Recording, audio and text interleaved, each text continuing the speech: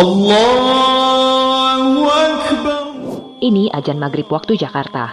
Ditayangkan oleh Televisi Jakarta, disiarkan ke seluruh Indonesia, tak peduli maghrib belum atau sudah berlalu di kota-kota lain.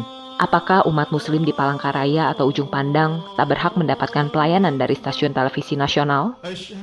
Potret ini adalah contoh bagaimana stasiun televisi Jakarta bersiaran nasional melulu menghadirkan informasi yang tak relevan dan tak kontekstual bagi warga di luar Jakarta. Lantas, bagaimana dengan produk jurnalistik di TV nasional? Tengoklah berita yang mendominasi layar kaca, kemacetan di Sudirman, korupsi pejabat Jakarta, atau pembukaan jalur baru Transjakarta. Apa makna berita-berita tersebut bagi warga di Ambon, Manado, Papua, Sumedang, Payakumbuh, Ternate, Kupang, Gorontalo, Kudus, dan banyak lainnya? Penelitian Remote TV bersama dengan Fakultas Ilmu Komunikasi Universitas Padjadjaran menunjukkan, siaran berita di 10 stasiun televisi Jakarta bersiaran nasional, 48% sumber beritanya berasal dari Jabodetabek, 7% merupakan berita internasional, dan 38% sisanya berasal dari luar Jabodetabek, yang mesti berbagi lagi dengan 33 provinsi lain di luar Jabodetabek. Ini artinya rata-rata tiap provinsi hanya mendapat ruang pemberitaan sebesar 1,15%. Ini memperlihatkan bahwa separuh isi berita di TV nasional hanya mengangkat persoalan di dan dari Jabodetabek. Memang, berita asal Jabodetabek bisa juga berguna bagi publik di daerah lain selama berita tersebut mencakup kepentingan publik nasional. Misalnya, kebijakan pendidikan nasional, kenaikan harga BBM, pemilu presiden, pergantian kabinet, dan lain-lain. Karena itu, nilai guna sebuah berita juga perlu diukur dari cakupan atau dimensinya. Ini temuan Remote TV. 36% berita berdimensi nasional, 55% berita berdimensi lokal, 9% berita berdimensi internasional.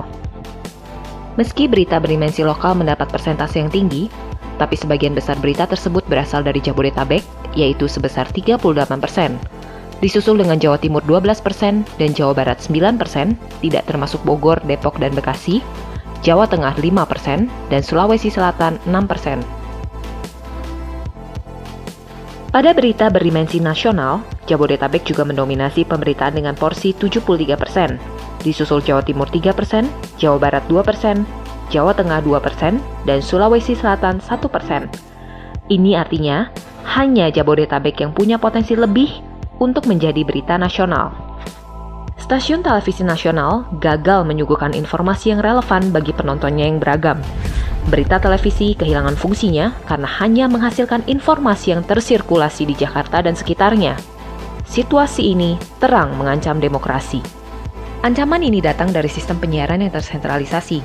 Semua televisi bersiaran nasional berdomisili di Jakarta. Dari Jakarta, mereka dapat bersiaran secara langsung ke seluruh Indonesia. Padahal Undang-Undang Penyiaran Nomor 32 Tahun 2002 telah melarang televisi bersiaran secara nasional. Untuk bisa ditangkap di daerah, siaran televisi nasional harus berjaringan dengan televisi lokal. Inilah yang dinamakan sistem stasiun jaringan. Dengan sistem stasiun jaringan, televisi lokal punya kesempatan berkompetisi secara adil dengan 10 stasiun televisi besar saat ini. Dengan begitu, bisnis televisi lokal bisa tumbuh dengan sehat, sehingga konten dan perspektif lokal dengan sendirinya diharapkan tumbuh.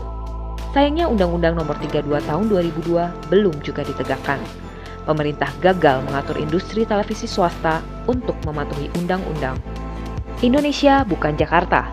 Republik ini terlalu besar untuk dirangkum hanya oleh Jakarta.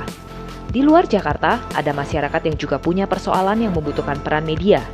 Di luar Jakarta, ada warga negara yang punya hak atas informasi yang berguna baginya. Stasiun TV nasional tak mampu menyediakannya sebab sentralisasi tak memungkinkannya. Dalam situasi seperti ini, negara ditantang untuk mengambil sikap, berpihak kepada publik, atau stasiun TV Jakarta bersiaran nasional.